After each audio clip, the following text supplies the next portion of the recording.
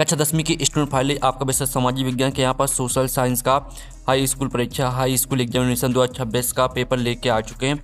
आप लोग बहुत सारे यहाँ पर कमेंट कर रहे थे कि यहाँ पर सामाजिक विज्ञान का पेपर लाओ, तो फाइनली आपका पेपर आ चुका है। साथ ही इस वीडियो में हम संपूर्ण उत्तर सहित आपका पेपर कंप्लीट करेंगे।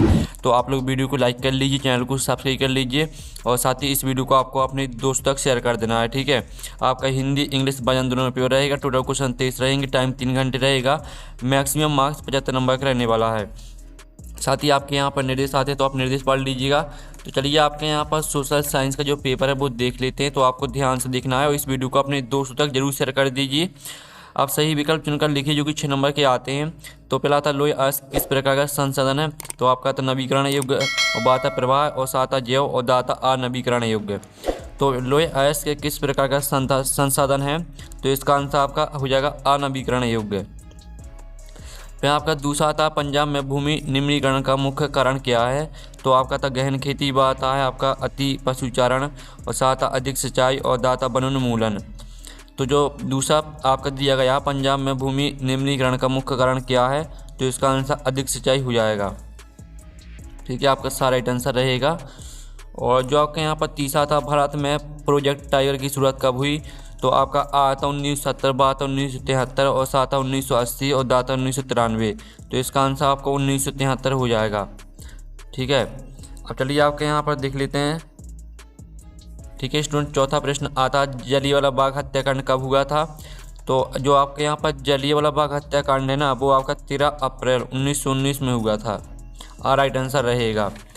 फिर आपका यहाँ पाँचवा देख लेते हैं। तो स्टूडेंट आप पाँचवा यहाँ पर देख लीजिए, आपका दिया गया हिंद स्वराज की पुस्तक के लेखक कौन थे, तो आपका था सरदार पटेल, बात सुभाष चंद्र बोस, और साथ महात्मा गांधी, और दाता जवाहरलाल नेहरू। तो हिंद स्वराज पुस्तक के जो लेखक हैं वो है आपके महात्मा गांधी।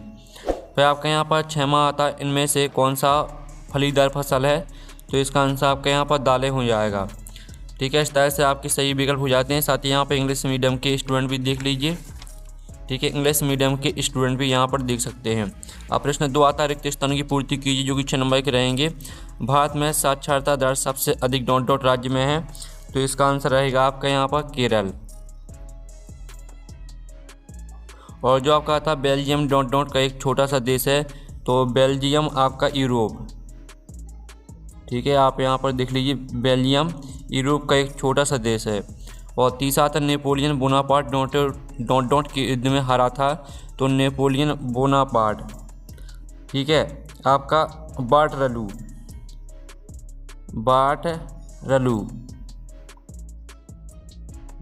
हो जाएगा, ठीक है।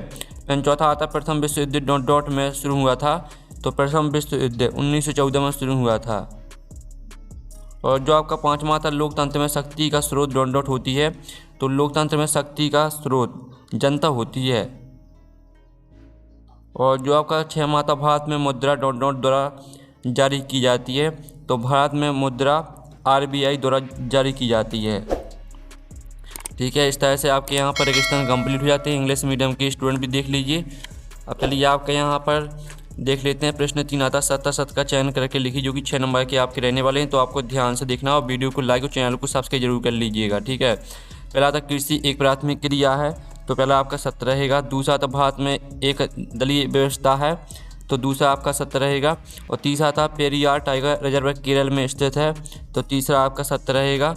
चौथा आता भारत में 1991 से आर्थिक सुधार, ठीक है, आर्थिक सुधार शुरू हुए, तो चौथा आपका 7 रहेगा।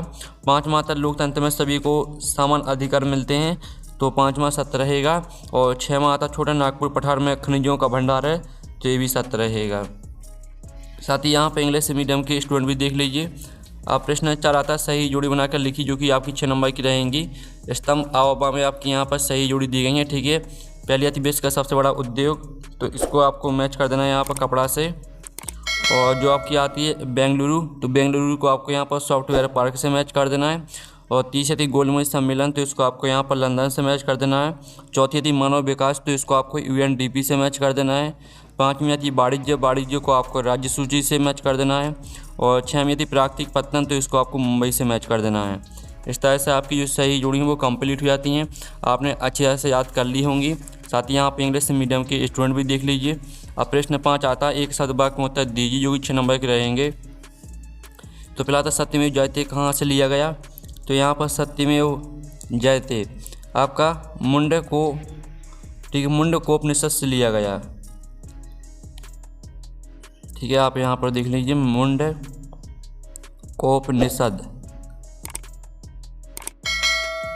ठीक है, मुंडकोपनिषद से लिया गया। फिर आपका था, ठीक है, मरुस्थलीय मृदा का रंग कैसा है, तो लाल और भूरा हो जाएगा इसका आंसर। ठीक है, लाल और भूरा।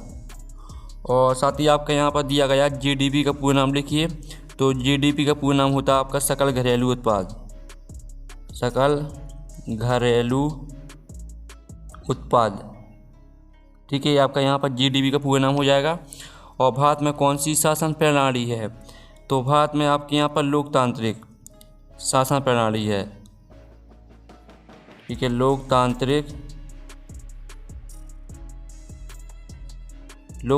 शासन प्रणाली, ये आपका यहाँ पर आंसर है, यहाँ पर हो जाएगा। और साथ ही आपका था पूर्ण स्वतंत्रता का प्रस्ताव कब पारित हुआ, तो यहाँ पर पूर्ण स्वतंत्रता का जो प्रस्ताव है वो आपका 31 दिसंबर, ठीक है, 31 दिसंबर 1929। वह आपका 6वां मानव विकास सूचकांक कौन जारी करता है, तो मानव विकास सूचकांक आपका यूएनडीपी जारी करता है। ठीक है, यूएनडीपी ये आपका रहेगा।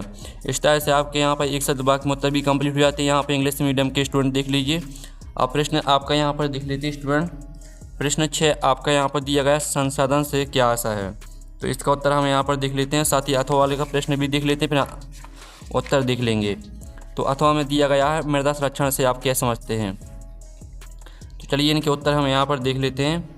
तो ठीक है, संसाधन से क्या आशा है, हमारे पर्यावरण में उपलब्ध है प्रत्येक वस्तु जो हमारी आवश्यकताओं को पूरा करने में प्रयुक्त की जा सकती है और जिसे बनाने के लिए प्रौद्योगिकी उपलब्ध है, संसाधन कहलाती है। साथ ही मृदा संरक्षण से आप क्या समझते हैं, इसका उत्तर भी देख लीजिए।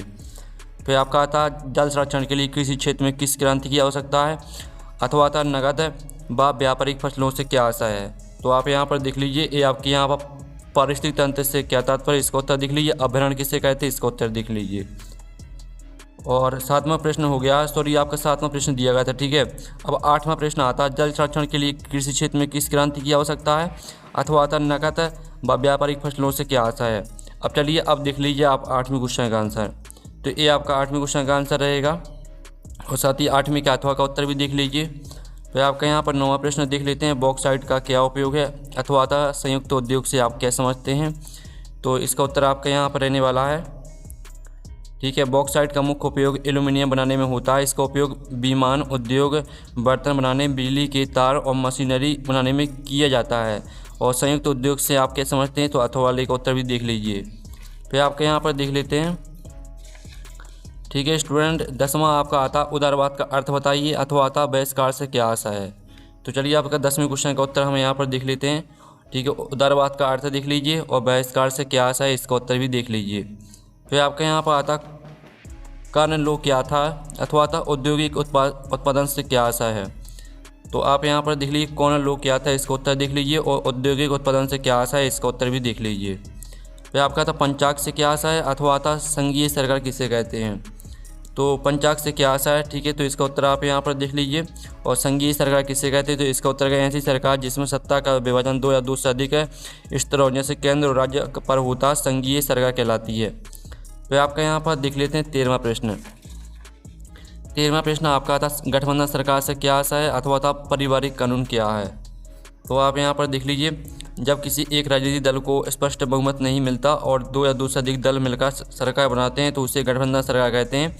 और साथ ही इसका अथवा का उत्तर भी देख लीजिए। यहाँ आपका था दल बदल क्या है, अथवा था आम चुनाव से क्या तात्पर्य है, तो आप यहाँ पर देख लीजिए दल बदल क्या है और आम चुनाव से क्या तात्पर्य है, इसका उत्तर भी आप यहाँ पर देख लीजिए। ठीक है, फिर आपका यहाँ पर आता 15वां लोकतंत्र में निर्णय लेने में देरी क्यों होती है, अथवा आता राष्ट्रीय आय का अर्थ बताइए, तो आप यहाँ पर देखिए लोकतंत्र में निर्णय लेने से पहले विचार विमर्श, चर्चाओं और विभिन्न प्रक्रियाओं का पालन करना पड़ता है। सबकी सहमति और पारदर्शी प्रक्रिया के कारण इसमें समय लगता है। और राष्ट्रीय आय का अर्थ बताइए, तो इसका उत्तर भी देख लीजिए।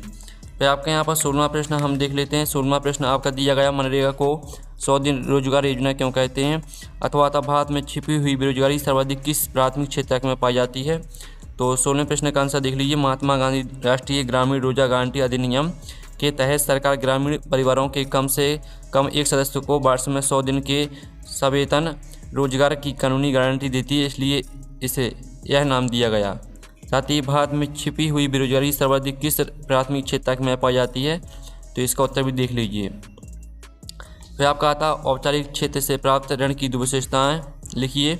अथवा आता शिशु मृत्यु दर से आप क्या समझते हैं, इसे विकास के लक्ष्य में क्यों रखा जाता है? तो आप यहाँ पर देख लीजिए, औपचारिक क्षेत्र से प्राप्त ऋण की 2 विशेषताएं और शिशु मृत्यु दर से क्या आप समझते हैं, इसका उत्तर भी देख लीजिए। फिर आपका 18वां आता एजेंट 21 क्या है, इसके मुख्य उद्देश्य लिखिए। अथवा आता जैव विविधता को प्रभावित करने वाले 3 कारक लिखिए। तो आप यहाँ पर देख लीजिए, एजेंट 21 क्या है, इसका उत्तर आप यहाँ पर देख लीजिए, ठीक है। और साथ ही अथवा वाले का उत्तर भी आप यहाँ पर देख लीजिए, जैव विविधता को प्रभावित करने वाले 3 कारक आपके दिए गए हैं, तो इनको आपको पूरा याद कर लेना है। अब चलिए आपको 19वां आता भारतीय संविधान में केंद्र और राज्यों के बीच शक्ति का विभाजन किस प्रकार किया गया, और इसका जो अथवा वाला प्रश्न है वो भी हम यहाँ पर देख लेते हैं। तो अथवा में आपका यहाँ पर दिया गया है, संघात्मक शासन व्यवस्था की 3 विशेषताएं लिखिए। तो आप यहाँ पर देख लीजिए, भारतीय संविधान में केंद्र और राज्यों के बीच शक्ति का विभाजन किस प्रकार किया गया, इसका उत्तर देख लीजिए। पूरा आपको भारतीय संविधान में स्पष्ट रूप से यहाँ से लेकर पूरा आपको संघ सूची, राज्य सूची, संवर्ती सूची, तीनों हेडिंग को पूरा याद कर लेना है। साथ ही अथवा वाले का उत्तर भी देख लीजिए, संघात्मक शासन व्यवस्था की 3 विशेषताएँ, ठीक है। दोहरी सरकार, शक्तियों का विभाजन और स्वतंत्र न्यायपालिका, तीनों हेडिंग को पूरा याद करना है। अब चलिए आपके यहाँ पर देख लेते हैं, लोकतंत्र की विशेषताएं लिखिए। अथवा आता विकास में ऋण की भूमिका को समझाइए। तो आप यहाँ पर देख लीजिए, आपकी लोकतंत्र की विशेषताएं यहाँ पर दी गई, तीनों हेडिंग को, जो 3 हेडिंग दी गई इनको पूरा याद कर लेना है आपको। और विकास में ऋण की भूमिका देख लीजिए, आपकी इसमें 3 हेडिंग दी गई, तो इसको भी पूरा याद करना है। फिर आपका यहाँ पर 21वां आता असहयोग आंदोलन के कोई 4 कारणों को समझाइए। अथवा आता जलियांवाला बाग हत्याकांड क्या था, समझाइए। तो आप यहाँ पर देख लीजिए, असहयोग आंदोलन के आपके यहाँ पर 4 कारण, ठीक है। चारों हेडिंग को पूरा आपको याद करना, रॉलेट एक्ट, जलियांवाला बाग हत्याकांड, खिलाफत आंदोलन और स्वराज्य की मांग। साथ ही अथवा वाले का उत्तर देख लीजिए, जलियांवाला बाग हत्याकांड क्या था, समझाइए। तो इसका उत्तर भी देख लीजिए पूरा। फिर आपका 22वां आता राजनीतिक दलों के प्रमुख कार्य लिखिए। अथवा आता वैश्वीकरण के सकारात्मक और नकारात्मक प्रभावों का वर्णन कीजिए। तो आप यहाँ पर देख लीजिए, ये आपके राजनीतिक दलों के 4 कार्य दिए हैं। चुनाव लड़ना, नीतियों का निर्माण, सरकार बनाना और चलाना, विपक्ष की भूमिका।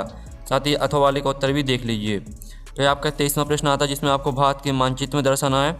तो 23वें प्रश्न का आंसर आपको मिल जाएगा टेलीग्राम में, और टेलीग्राम ग्रुप की लिंक वीडियो के डिस्क्रिप्शन दी रखी है, तो आपको ज्वाइन कर लेना है, ठीक है। तो हम नेक्स्ट वीडियो मिलते हैं। Thanks for watching.